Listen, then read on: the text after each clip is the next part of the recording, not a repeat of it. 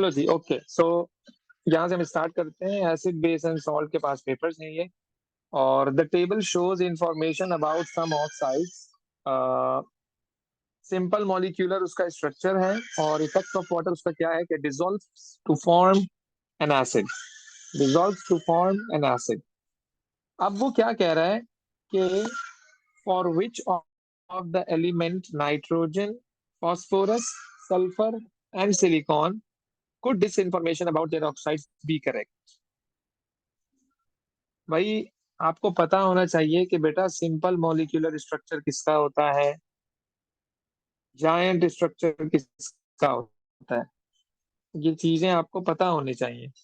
Otherwise basic information जब तक आपको नहीं होगी तो ये क्वेश्चन आपसे सॉल्व नहीं होंगे। तो ये तो मैंडेटरी है। अच्छा जी, क्या होना चाहिए? अब फास्फोरस के ऑक्साइड की अगर आप बात करो बेटा, तो वो होता है P2O5 या P4O10। सल्फर डाइऑक्साइड, सल्फर का ऑक्साइड इज सल्फर डाइऑक्साइड। फिर नाइट्रोजन का ऑक्साइड इज NO2। फास्फोरस फिर आ गया, फिर सल्फर आ गया, फिर नाइट्रोजन आ गया, फिर फास्फोरस आ गया, फिर सल्फर आ गया, फिर सिलिकॉन आ गया। तो सिलिकॉन का जो ऑक्साइड है वो SiO2 है। अब हमें इनमें से इन सब का स्ट्रक्चर पता होना चाहिए कम से कम, ताकि हम बता सकें कि भाई इसका पॉसिबल आंसर क्या हो सकता है। ओके, तो क्या कहते हो बेटा? कह रहा है सी। लोग कहते हैं सी। NO2 का जो स्ट्रक्चर होता है वो सिंपल मॉलिक्यूलर होता है, इसमें कोई शक नहीं है। फास्फोरस का जो स्ट्रक्चर होता है सिंपल मॉलिक्यूलर होता है, इसमें कोई शक नहीं है। Sulphur only. अब देखो, इन्होंने ऑप्शन ए में भी बोला है, ऑप्शन ए में भी बोला है फास्फोरस एंड सल्फर। बिल्कुल सही है, बिल्कुल सही है। लेकिन बेटा फास्फोरस का भी तो सिंपल मॉलिक्यूलर स्ट्रक्चर होता है। तो ए ऑप्शन सही तो है, लेकिन इसमें फास्फोरस इंक्लूडेड नहीं है। तो मैं उस ऑप्शन को टिक टिक करूंगा जिसमें ये सारी चीजें होंगी। सी ऑप्शन करेक्ट है, ओके। लेकिन अब अगर आप पूछो कि सर बी और डी क्यों गलत है, तो बेटा बी और डी इसलिए गलत है क्योंकि बी और डी में जो सिलिकॉन है, सिलिकॉन का जो ऑक्साइड होता है वो SiO2 होता है। और आप लोगों ने केमिकल बॉन्डिंग में क्या पढ़ा था? इसका स्ट्रक्चर कैसा होता है? जायंट स्ट्रक्चर होता है। ये भी आ गया सिलिकॉन, इसका भी स्ट्रक्चर जायंट होता है। लेकिन उसने तो क्वेश्चन में हमसे कुछ और ही पूछा है। वो कह रहा है सिंपल मॉलिक्यूलर स्ट्रक्चर बताना है तुम लोगों को। तो भैया आप सिंपल मॉलिक्यूलर पे टिक लगाओ ना यार, आप जायंट पे क्यों जा रहे हो? जायंट जब हमें देखना ही नहीं है तो हम उस पर टिक भी नहीं लगाएंगे। तो प्रायर इन्फॉर्मेशन उसने क्वेश्चन में तुम्हें पहले ही दे दी है। इन्फॉर्मेशन देने के बाद वो तुमसे क्वेश्चन कर रहा है, इस चीज का ख्याल करना। फिर क्या कह रहे हैं? The following tests are carried out on a sample of green crystals. अब ये वाला जो टॉपिक है ना, ये रिलेटेड है test for cations and test for anions. Again again ये सारे टेस्ट आप लोगों को पता होने चाहिए कि सोडियम हाइड्रोक्साइड डालने से ग्रीन प्रेसिपिटेट आता है तो क्या होगा, येलो प्रेसिपिटेट आता है तो क्या होगा, व्हाइट प्रेसिपिटेट आता है तो क्या होगा, ब्लू प्रेसिपिटेट आता है तो क्या होगा। तो इसको सर थोड़ी देर के लिए हम स्किप कर देते हैं, क्योंकि अभी टेस्ट फॉर कैट आयंस हमने, आप लोगों ने याद किया नहीं। हाँ अब्दुल्ला बोलो बेटा। सर मैं ना ये एसिड बेसिस की इस तरह की रिएक्शन के थ्रू जा रहा था, और उधर बहुत ज्यादा इस तरह के लिखे हुए थे कलर्स वाले, तो मुझे सबको याद करना पड़ेगा। सबका याद करना पड़ेगा बेटा, बहुत इतने ज्यादा। ज्यादा नहीं है। इतने ज्यादा नहीं है, 7 to 8 ही है, इससे ज्यादा नहीं है। बस वन टाइम है, याद कर लोगे तो इंशाल्लाह हर क्वेश्चन फिर यहाँ से आपका हो जाएगा। Okay sir. चलो जी। Which equation is correct for the reaction between carbon dioxide and magnesium hydroxide? Carbon dioxide and magnesium hydroxide, कौन सी इक्वेशन करेक्ट है? तो आपको रिएक्शन पता होना चाहिए। दूसरा, बैलेंस केमिकल इक्वेशन होनी चाहिए बेटा, बैलेंस केमिकल इक्वेशन होनी चाहिए। तो आप इन सबको चेक करोगे। मैं क्वेश्चन वन, इक्वेशन वन को चेक कर लेता हूँ, पार्ट ए को चेक कर लेता हूँ, ऑप्शन ए को चेक कर लेता हूँ। एक कार्बन, एक कार्बन, एक कार्बन, दो ऑक्सीजन और टू ऑक्सीजन ये भी है, टोटल 4 ऑक्सीजन हो गए। 3 ऑक्सीजन और 1 ऑक्सीजन, 4 ऑक्सीजन यहाँ भी है। Oxygen is balanced, carbon is balanced. बचा क्या? मैग्नीशियम, मैग्नीशियम भी बैलेंस्ड। हाइड्रोजन, दो हाइड्रोजन, दो हाइड्रोजन। ये बैलेंस्ड केमिकल इक्वेशन, ये बैलेंस केमिकल इक्वेशन है। नीचे वाली भी चेक कर लो आप लोग यार, नीचे वाली भी देख लो भाई। दो मैग्नीशियम, दो मैग्नीशियम, एक कार्बन, यहाँ दो कार्बन, बैलेंस नहीं है, गलत। गलत, बैलेंस नहीं है। दो कार्बन एक कार्बन, नहीं है बैलेंस, नहीं है बैलेंस। दो कार्बन दो carbon, okay. Two two the four oxygen and two six oxygen. यहाँ पर टू थ्री द सिक्स और प्लस वन सेवन ऑक्सीजन, नहीं है बैलेंस, नहीं है बैलेंस। तो बचा क्या? बचा क्या? B option is correct, B option. Sir in this type of question balancing is only important, right? Abdullah Qaiser. आ, हाँ ऐसे ही होता है बेटा, ऐसे ही होता है, यस। बैलेंसिंग को देखकर आप लोगों को डिसाइड करना है। उसकी वजह पता है क्या है सर बेटा? सब प्रोडक्ट एक जैसी बनी ऑप्शन हुई है, मेरा interest. Yes, sorry A option sir correct है यार, sorry sorry sorry sorry sorry, A A correct, A correct. then the क्योंकि answer A A is is balance ना, A is balance, exactly A answer is correct. तो बेटा जब okay. आपके पास reactant और product सब कुछ सेम दिया हुआ है, तो फिर हम हमारा जो क्राइटेरिया होगा वो बैलेंसिंग का होगा, याद रखिएगा। जरा इसको ट्राई करिएगा, फिर मैं बता। The table shows the pH values of some substances that can be consumed by humans. Substance P, R, Q, S सब की तुम्हें pH values इन्होंने दी हुई हैं। और क्वेश्चन क्या कर रहा है वो आगे बेटा, which statement about these substances is correct? तो यानी कि P is alkaline, P की तो pH लेस देन 7 है, pH लेस देन 7 होती है तो वो तो एसिडिक pH होती है। ये तो एसिडिक pH है, ये भी एसिडिक pH है, ये अल्कलाइन pH है, ये भी अल्कलाइन pH है,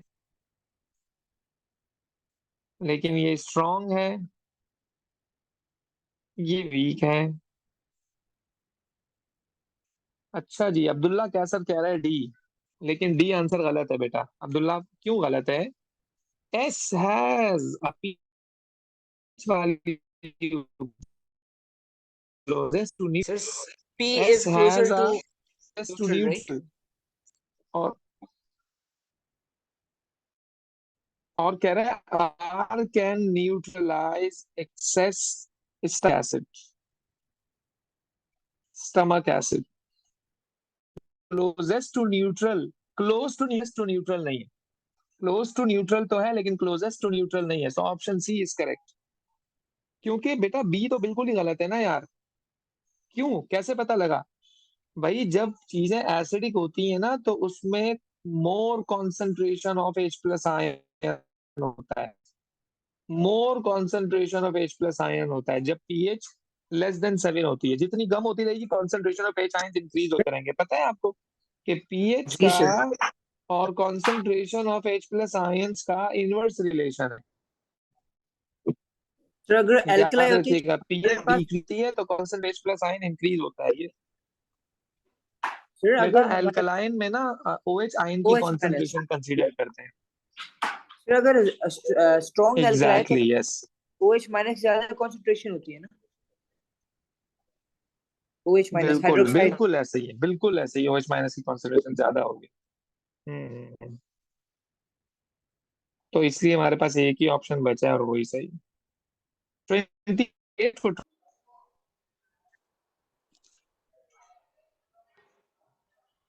solution X is added to solid salt, okay, causing gas Y to be evolved। इसको मैं जरा सिनेरियो बना दूं आपके सामने, जरा देखिएगा। Solution X is added to a, इसको हमने एक सॉलिड में डाला और यहां से आपके पास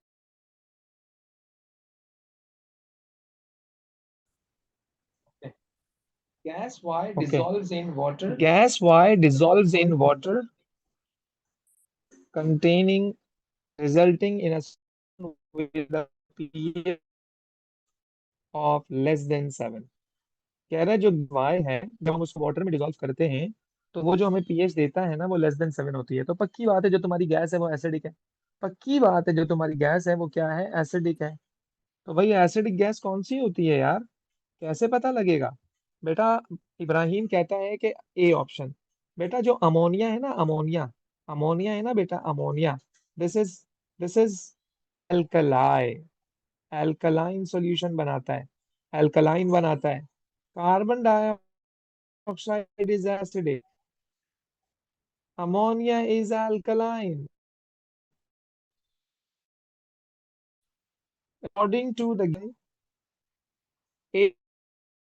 ए और डी तो बिल्कुल भी, ए और सी तो बिल्कुल भी सही नहीं हो सकते अकॉर्डिंग टू द गिवन, क्योंकि क्योंकि वो क्वेश्चन में बता रहा है कि भाई पीएच जो है वो लेस देन 7 हो रही है, तो आपको कोई एसिडिक चीज पे टिक करना है। तो एसिडिक तो कार्बन डाइऑक्साइड होता है। हाँ, अगर कोई बच्चा ये सोच रहा हो कि सर आपको कैसे पता लगा यार ये कार्बन डाइऑक्साइड है, तो बेटा oxide of non metal is acidic. हमने हमें क्या पता है कि जब ऑक्सीजन किसी नॉन मेटल के साथ आके कंबाइन होता है तो बेटा वो क्या बनाता है, एसिडिक ऑक्साइड। तो इसलिए या तो बी सही है या तो डी सही है ना B भाई। because it's अब aqueous. D is हाँ, dilute. तो अब वो कह रहा है कि डाइल्यूट हाइड्रोक्लोरिक एसिड है या फिर एक्वस सोडियम हाइड्रोक्साइड है। तो याद रखना एसिड की बात हो रही है ना, तो डाइल्यूट HCl होगा ना, वो तो बेस है बेटा। ये तो एल्कलाई है ना, तो इस बेस है। Sir, the difference between इसलिए B alkaline base is option that miss कर, याद al रखिएगा। sir, sir, alkaline is soluble, right? And base is बोलो बोलो, not सुन रहा soluble. हूँ मैं। Sir, Sir, a base, alkali is soluble and a base is not soluble. Exactly ऐसा ही, Okay. ऐसे ही है, sir, ऐसे ही है। So, sir, we're not gonna mix the alkali, we're gonna mix the base.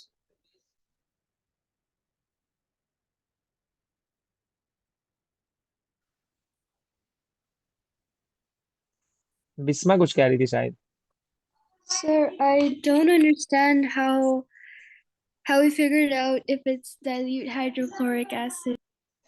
Okay बेटा, theoretically we have learned when metal when metal reacts with acid, it's going to form salt and gas. And the metal if the M is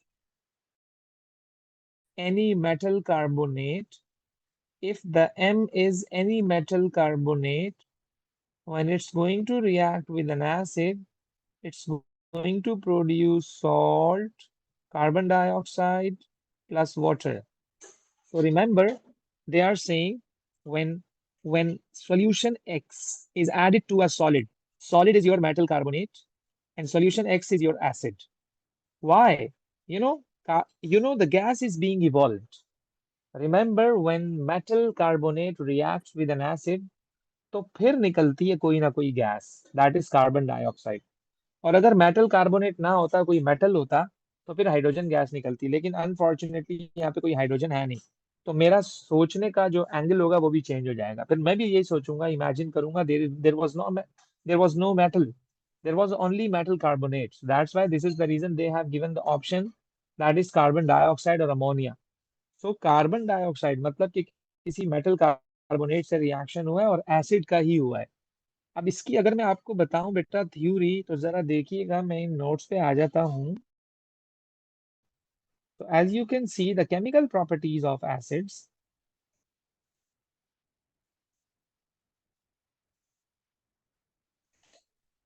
wait,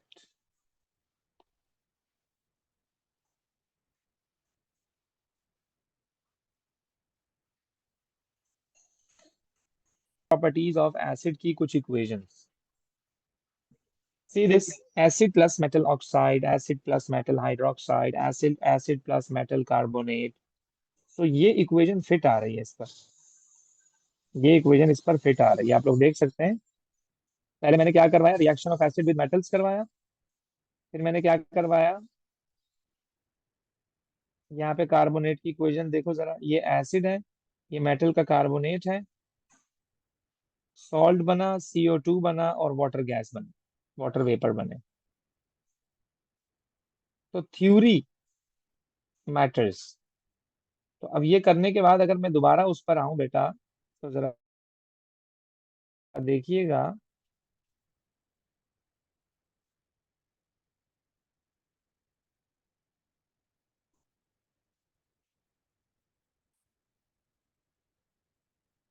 yes, तो इसलिए मैंने मेरा mind click किया कि यार ये HCl ही होगा, ये सोडियम हाइड्रोक्साइड नहीं है, क्योंकि सोडियम हाइड्रोक्साइड तो कभी भी किसी मेटल कार्बोनेट से रिएक्शन नहीं करता। तो considering the properties of acid and bases we are going to answer these type of questions. अब जरा आइए आगे। Which substance reacts with dilute nitric acid, sulfuric acid, that is H2SO4, right? अब मैं इसका सिनेरियो यूं बनाता हूं कि यार ये मेरे पास है H2SO4, कह रहा है which substance reacts with dilute sulfuric acid in the preparation of a pure sample of lead sulfate। lead sulfate बोले तो PbSO4। I have to make PbSO4, I have to prepare PbSO4, I need to have sulfuric acid through which I can get sulfate ion। Now the question is कि मैं Pb कहाँ से लूँ? And remember this is insoluble salt, and remember this is insoluble salt। insoluble salt को prepare करने के लिए आपके पास दो soluble होने चाहिए। तो एक soluble तो ये आ गया। अब दूसरा soluble ऐसा सॉल्ट लो जहां से तुम्हें लेड मिल जाए, लेड मिल जाए। अब आप बोलोगे सर लेड फॉइल इनसॉल्युबल होता है, लेड कार्बोनेट इनसॉल्युबल होता है, लेड ऑक्साइड इनसॉल्युबल होता है, ऑल नाइट्रेट्स आर सॉल्युबल। इसमें रूल क्या था सॉल्ट वाले टॉपिक में? All nitrates are soluble. Abdullah Qaiser कह रहा है डी गलत, ये आंसर है बेटा। ये जो तावीज है ना, ये याद रखेंगे आप लोग, सॉल्युबल प्लस सॉल्युबल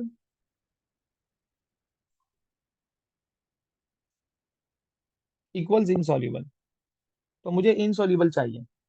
तो इनसॉल्युबल को प्रिपेयर करने के लिए मुझे दो ऐसे सॉल्ट चाहिए जिनकी सॉल्युबिलिटी पानी में हो, विच आर सॉल्युबल। तो उनमें से एक इन्होंने तुम लोगों को दे दिया, sulphuric acid. Obviously all acids are soluble, तो ये भी सॉल्युबल होगा। एक और आपको कंपाउंड ऐसा सोचना है जो सॉल्युबल हो, ताकि वो रिएक्शन करे और लेड नाइट्रेट, लेड सल्फेट आपका आसानी से बन जाए। तो लेड नाइट्रेट ही इसका आंसर है। क्यों? यानी कि ए ऑप्शन, क्योंकि बेटा all nitrates are soluble in water. तो सॉल्युबल मैंने क्यों ढूंढा? क्योंकि ये मेथड है बेटा प्रॉपर, कि जब भी दो सॉल्युबल सॉल्ट आपस में कंबाइन होंगे तो आपके पास एक इनसॉल्युबल सॉल्ट बन जाएगा।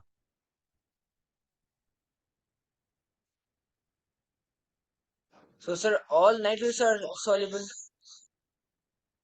यस।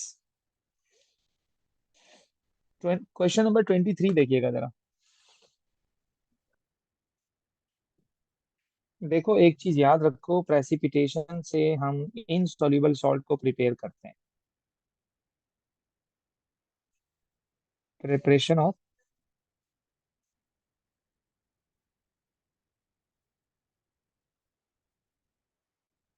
Insoluble salt. तो क्या सोडियम क्लोराइड सॉल्युबल है इनसॉल्युबल है? क्या कहते हो? क्या कहते हो Insoluble. बेटा? सॉल्युबल है। नमक Insoluble. पानी में डालते हो डिजोल्व नहीं होता क्या? बेटा खाने में नमक डालते हो डिजोल्व नहीं होता क्या वो? क्या कहते हो? है ना, होता है ना। तो ये तो आपका सॉल्युबल है। सॉल्युबल वाले सॉल्ट कभी भी प्रेसिपिटेशन से नहीं बनते हैं। Potassium sulphate. अब लेट सपोज अब किसी को भी पता नहीं है इसकी सॉल्युबिलिटी क्या है, अब तो फिर मैं आपको बताऊंगा, जो भी ग्रुप 1 का सॉल्ट होता है वो सॉल्युबल होता है। जो भी ग्रुप 1 का सॉल्ट होता है, जो भी ग्रुप 1 का सॉल्ट होता है वो सॉल्युबल होता है। जो भी ग्रुप 1 का सॉल्ट होता है वो सॉल्युबल होता है। तो ये ग्रुप 1 का सॉल्ट है, पोटेशियम इज इन ग्रुप 1, तो दिस इज सॉल्युबल, तो ये भी प्रेसिपिटेशन से नहीं बनेगा। Calcium nitrate, calcium nitrate, all nitrates are soluble, all nitrates are soluble, all nitrates are soluble. तो ये भी सॉल्युबल है, ये भी प्रेसिपिटेशन से नहीं बनेगा। So the answer is D, because this is lead sulfate and lead sulfate is insoluble salt. So insoluble salt can be prepared by precipitation। Again theory, again concept, चीजें मेमोराइज्ड हैं या नहीं है, ये मैटर करेंगी भाई। चलो जी, आगे क्या कहता What है? is meant by तो sir precipitation? Pure only an insoluble salt will form a precipitate. Exactly. Bisma क्या कह रही थी? What is meant by precipitation? Precipitation means insoluble particles. When you mix two or more salts, soluble salts, so the sudden precipitate is going to form. So this process is known as precipitation. जैसे आपने पानी में क्या किया, आटा डाल दिया, या पानी में मिट्टी डाल दी। अब मिट्टी तो वाटर में इनसॉल्युबल है, तो आपको मिट्टी में प्रेसिपिटेट्स नजर आएंगे, पार्टिकल्स नजर आएंगे, पार्टिकल्स नजर आएंगे, इनसॉल्युबल पार्टिकल्स नजर आएंगे। This is the precipitation. जैसे ही आपने H2SO4 को और लेड नाइट्रेट को मिक्स किया, डिसॉल्व किया एक दूसरे में, suddenly PbSO4 is formed. As you know, PbSO4 is insoluble, so we can see the white precipitates. We can see the white precipitates in a beaker. तो इसलिए वो उसको नाम दे रहा है precipitation reaction. Okay. Next क्या कहता है? A pure sample of a salt is obtained by filtration followed by evaporation of the filtrate. Which pair of reagents would produce the salt? कह रहा है a pure sample of a salt is obtained by filtration. अब सोचो बेटा इसका answer. मैं आप लोगों को सॉल्युबिलिटी बता रहा हूँ, आप लोग इक्वेशन बनाएं पहले, फिर हम आपको सॉल्युबिलिटी बताएंगे। देखो इसमें कहता है कि pure sample of a salt. अब आपने कॉपर और हाइड्रोक्लोरिक एसिड को मिक्स किया तो बना कॉपर क्लोराइड। ओके। जब आपने इन दोनों को मिक्स किया तो बना कॉपर क्लोराइड, ये भी बना कॉपर क्लोराइड। ओके, ये भी बना कॉपर क्लोराइड। के साथ यहाँ कार्बन डाइऑक्साइड भी बना, और यहाँ पर आपके पास वाटर भी बना। ओके। फिर कह रहा है सिल्वर नाइट्रेट और हाइड्रोक्लोरिक एसिड तो सिल्वर क्लोराइड बना, सही हो गया। फिर कह रहे हैं सोडियम हाइड्रोक्साइड और हाइड्रोक्लोरिक एसिड तो सोडियम क्लोराइड बना और वाटर बना। बेटा सोडियम क्लोराइड तो सॉल्यूबल है, सॉल्यूबल चीज को क्या फिल्टर करोगे यार? डी तो बिल्कुल ही गलत है मेरे भाई, डी तो बिल्कुल ही गलत है। कॉपर क्लोराइड, बेटा कॉपर। अच्छा, सिल्वर क्लोराइड के साथ साथ और क्या बना? सिल्वर क्लोराइड के साथ साथ और क्या बना? HNO3 बना। और कॉपर क्लोराइड के साथ साथ और क्या बना? कॉपर क्लोराइड के साथ साथ और क्या बना? हाइड्रोजन गैस बनी। ओके, यहाँ पर मैंने सारी प्रोडक्ट्स बना दी हैं। बेटा कॉपर क्लोराइड सॉल्यूबल होता है। कॉपर क्लोराइड क्या होता है? सॉल्यूबल होता है। तो सॉल्यूबल चीज को तो फिल्टर नहीं करेंगे ना, AgCl इज इनसॉल्यूबल ना बेटा। तो सी ऑप्शन इज करेक्ट ना। वही बात है, सॉल्युबिलिटी नहीं याद बच्चों को, वही बात है। तो बेटा इसलिए हम आपको बार बार कह रहे हैं कि सॉल्युबिलिटी के टेबल वगैरह आपको मिल जाएंगे, बड़ी कॉमन सी चीज है। तो वरना अदरवाइज आपको क्वेश्चन बड़ा सिंपल सा होगा, लेकिन चूंकि लैक ऑफ नॉलेज की वजह से आप उस क्वेश्चन को नहीं कर पाओगे। हालांकि कुछ भी नहीं है इस क्वेश्चन में, लेकिन क्या है कि सॉल्युबिलिटी का सीन है सारा। तो ये चीजें तुम लोगों को पता होनी चाहिए। Sir, सही है a जी। salt is produced when soluble.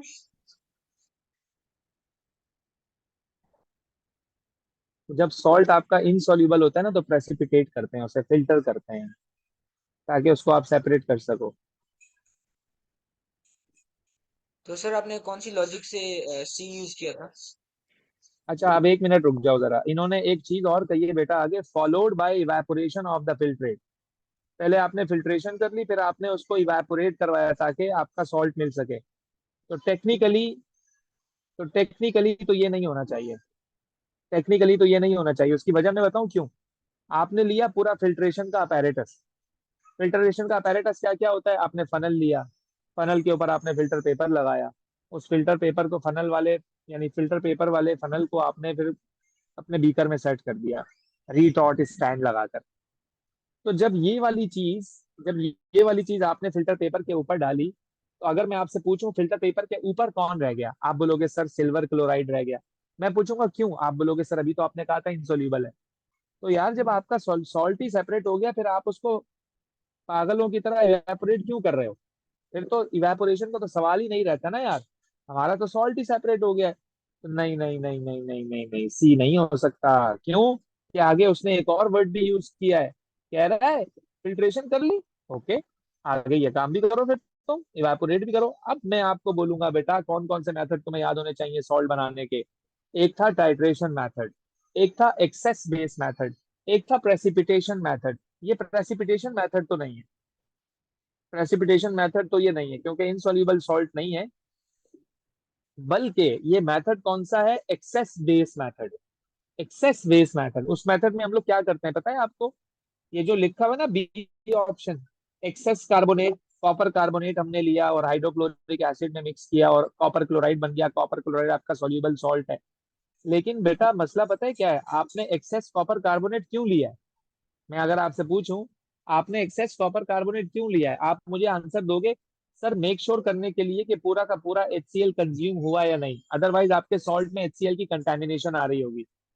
तो चलो सही है, आपका पूरा का पूरा एसिड खत्म हो गया, लेकिन आपने एक्सेस कॉपर कार्बोनेट तो लिया है ना यार, तो जाहिर सी बात है इन दी एंड ऑफ रिएक्शन वो कुछ ना कुछ बच जाएगा क्योंकि आपने एक्सेस लिया है।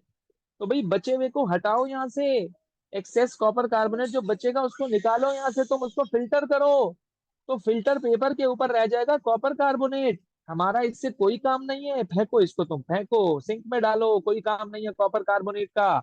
बल्कि the product is copper chloride, बल्कि the product is copper chloride which is dissolve in water, which is dissolve in water. भाई मुझे तो कॉपर क्लोराइड चाहिए यार, तो भैया आप वाटर को निकालो ना यहाँ से, कैसे निकालें वाटर को, इवेपोरेट करवाएं। तो इसलिए according to the statement the option B is the correct answer.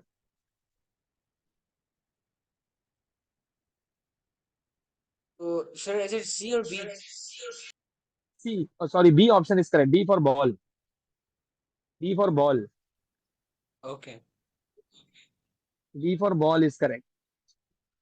तो मैंने बेटा सॉल्ट की प्रिपरेशन की तीनों वीडियोस डाली हुई हैं, टाइट्रेशन की भी, एक्सेस बेस की भी, प्रेसिपिटेशन की भी। तो ये बेसिकली जो ये जो क्वेश्चन नंबर 30 है, ये एक्सेस बेस मेथड है। जब आप लोग वो वीडियो देखोगे तो आपको ये सवाल याद आ जाएगा। फिर ये आपके पास बेसिकली एक्सेस बेस मेथड है। जो बनाई हुई है, जो सॉरी, वो आप पर्सनल नोट्स है जो आप बनाते हैं? ये यही एसिड बेस के जो मैं अभी कर रहा हूँ ना, जो अभी चल रहा है, अभी ये थोड़ा सा रहता है, मैंने कल भी आपको ये बात कही थी, ऑक्साइड्स वाला टॉपिक मुझे लिखना है तो फिर मैं आपको भेज दूंगा। मैंने आपको जो आपको भेजे थे पहले वो कंप्यूटराइज थे, वो ये वाले पर्सनल नहीं थे, ये भेज दूंगा, थोड़ा सा रहता है काम इसका। सर चलो जी, ये कौन बताएगा 38? अब तो बताना चाहिए यार, अब तो बताना चाहिए यार, ट्राई करो यार जल्दी से, शाबाश 30 बेटा। बेटा इस क्वेश्चन में जो बच्चा ये सोच रहा है कि ए और सी में से कोई सही हो सकता है, तो बेटा वो तो बिल्कुल ही फारिग चल रहा है आजकल, उसको रोजा लग रहा है, ये तो हो ही नहीं सकता। अब आप मुझसे पूछो क्यों, मैं आपसे पूछूंगा यार Ca2CO3 कोई फॉर्मूला होता है क्या यार, CaCO3 होता है ना, Ca2CO3 थोड़ी होता है, कॉमन सी बात है ये तो। बी और डी में से तुम्हें सोचना है। अब आप बोलोगे यार इन दोनों में से कौन सा सही है, तो बेटा दोनों की प्रोडक्ट भी सेम बनी हुई है, दोनों की प्रोडक्ट भी सेम बनी है, लेकिन बैलेंसिंग, बैलेंसिंग, बैलेंस कौन है, बैलेंस कौन है, जो बैलेंस है वही तुम्हारा आंसर है। सर कैसे चेक करें इतने से टाइम में, कोई मसला नहीं है, मेरे साथ साथ चलो। टू टू जा फोर कार्बन, टू टू जा four carbon, and this is one carbon, total कितने हो गए 5 कार्बन। यहाँ देख लो जरा, टू टू जा फोर, फिर टू वन जा टू, 4 + 2 6, और फिर ये 1 7। ओ हो। अच्छा एक चीज और मैंने मिस कर दी, ये टू टू जा फोर कार्बन है और ये टू इस वाले कार्बन के साथ भी है, तो टोटल 7 कार्बन है इन द रिएक्टेंट साइड। एक ये है, एक ये है, एक ये है, और 6 कार्बन इसके अंदर है, 6 कार्बन इसके अंदर है। थोड़ा सा मैं इसको साफ कर दूं, क्लियर हो जाएगा। 1 कार्बन ये है और टोटल 6 कार्बन इसके अंदर है, तो टोटल 7 कार्बन हो गए रिएक्टेंट साइड पर। प्रोडक्ट साइड पर भी देख लेते हैं, ये टू टू जा फोर, टू वन जा टू, 4 + 2 6, और ये एक और आ गया 7 कार्बन। तो इसका मतलब बी ऑप्शन करेक्ट है। डी को भी चेक कर लेते हैं अपनी तसल्ली के लिए, 2 3 जा सिक्स सर कार्बन डी में सिक्स C3 है, तो फिर वो प्रोपेनॉइक एसिड कैसे हो सकता है विद C3H7? तो हाँ एग्जैक्टली, अरे क्या बात है, क्या बात है, ये पकड़ लिया तुमने बेटा, ये पकड़ लिया तुमने।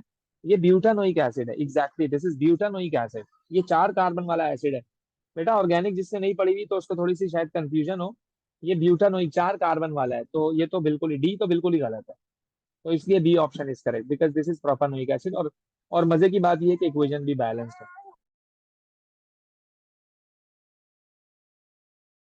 ये क्या है, लेकिन ये चीजें कंसिडर करनी है जो बात है, मतलब ऑर्गेनिक मॉलिक्यूल है तो ये प्रोपानोइक नहीं है बल्कि ब्यूटानोइक है, ये 4 कार्बन है इसके अंदर, ये पता होनी चाहिए। रिपीटेड क्वेश्चन है, सर आगे प्रोटॉन चलो। में 3 होते हैं ना, 3 कार्बन होते जी हैं। जी जी जी जी बिल्कुल 3 कार्बन तो होते हैं। हमारे पास क्वेश्चन 3 13 कार्बन देखिएगा बेटा, होते हैं। और ब्यूटा में 4 होते हैं। कहता है कि magnesium will react with aqueous copper 2 sulphate to form copper and aqueous magnesium sulphate. ये तो अच्छा, इसमें सी और डी बिल्कुल गलत है। अब आप पूछोगे क्यों, Mg2SO4 थोड़ी होता है, MgSO4 होता है। तो ए और बी में से डिसाइड करना है, और बी बिल्कुल गलत है। Cu2SO4 थोड़ी होता है, CuSO4 होता है। अबे यार कितना आसान क्वेश्चन था यार, ये तो एक झटके में ही हो गया। देख रहे हो बेटा, बेसिक नॉलेज भी पता है, बेसिक नॉलेज भी आपको होनी चाहिए कि क्या कौन सा फॉर्मूला लिखते हैं और क्या नहीं लिखते हैं, सूटेबल कौन सा है और नॉट सूटेबल कौन सा है। अब कॉपर 2 सल्फेट मतलब कॉपर मतलब CuSO4 होता है, Cu2SO4 थोड़ी होता है। तो इसलिए बी ऑप्शन को हमने यहाँ पर स्किप कर दिया। सी और डी तो बहुत पहले ही स्किप हो गए थे, बी को हमने बाद में स्किप कर दिया, बचा ए तुम्हारा आंसर है। देख रहे हो बेटा एसिड बेस के किस तरह से क्वेश्चन आए हैं। अब ये देखो जरा, विच सॉल्ट्स कुड, क्वेश्चन 23 का डी। ओके इतनी जल्दी, इब्राहिम कहता है डी। बेटा बेरियम सल्फेट इनसॉल्युबल है, ओके। लेड क्लोराइड इनसॉल्युबल है, ओके। कॉपर क्लोराइड सॉल्युबल है, जिंक सल्फेट भी सॉल्युबल है। तो जो जो दो सॉल्युबल सॉल्ट हैं, जो सॉल्युबल सॉल्ट है उसको तो प्रेसिपिटेशन से हम नहीं कर सकते हैं ना मेरे बच्चे। जो सॉल्युबल सॉल्ट हैं उसको तो तुम प्रेसिपिटेशन से नहीं कर सकते हो, इनसॉल्युबल तो सॉल्ट को सर आपने प्रेसिपिटेशन से वो करते हैं। मेमोराइज किया हुआ है कि बेरियम सल्फेट सॉल्युबल है। बेटा solubility rules, all sulfates are soluble except lead sulfate, all nitrates are soluble, all chlorides are soluble except silver chloride and lead chloride, all group 1 salts are soluble, all ammonium salts are soluble। तो मतलब मैंने ऐसे याद किया, solubility plays an important role। तो precipitation से वही बनेगा जो इनसॉल्युबल होगा, ओके तो सर। 1 और 2। Okay, basic knowledge, basic knowledge. अब ये देखिएगा जरा,